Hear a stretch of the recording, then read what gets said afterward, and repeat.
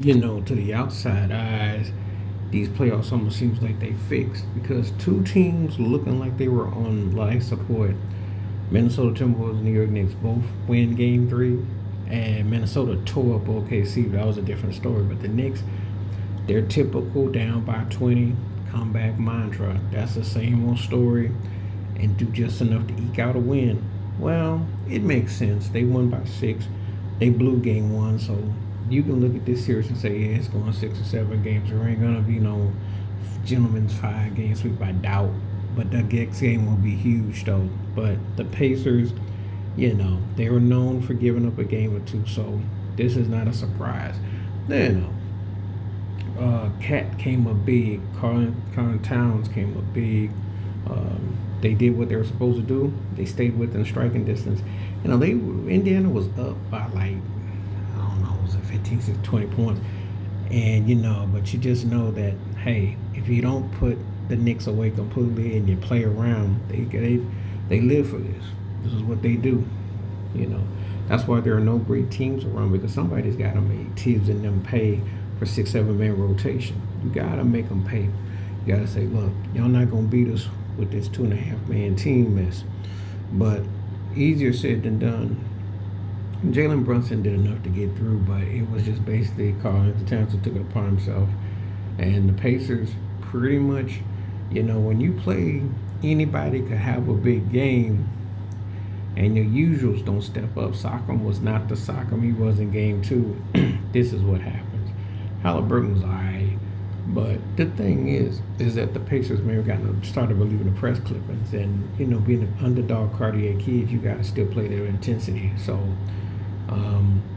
you just don't want to be in a situation where they got to win the next game. The pressure's on the Pacers for the next game. They got to win that. They cannot afford to lose 2 games at home, and then because then it's just anything can happen. So they got to win, and the heat is on them. Far as that goes, then it becomes a 3 out of 4. Anything can happen. But there are no great teams. That's one thing you're noticing right now. These teams aren't putting nobody away. When you up 2-0, you have to be able to make a statement. And the Knicks are a strange team because, yeah, they like to score a lot of points, but they've been playing defense enough to squeeze out games. And when you squeeze out like that,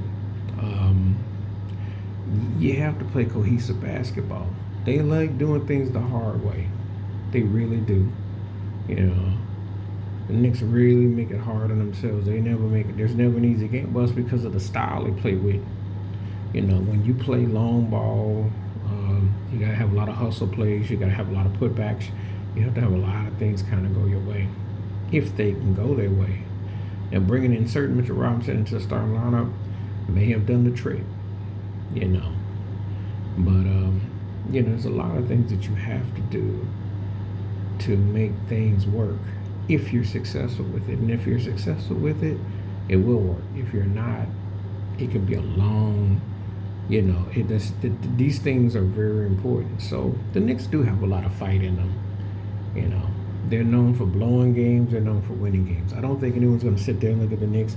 Just a feisty team that won't go away. Kind of like how the Pacers are, except they happen to have 2 name brands. But it's a feisty team that won't go away. So now the series is 2-1. And there was another come from behind win. Typical New York Knicks 20-point comeback. One thing I would tell these teams, you're better off either being close with the Knicks or what have you.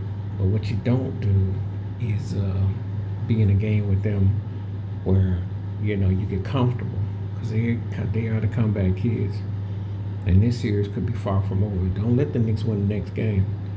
Then the series is just So we'll see how things go.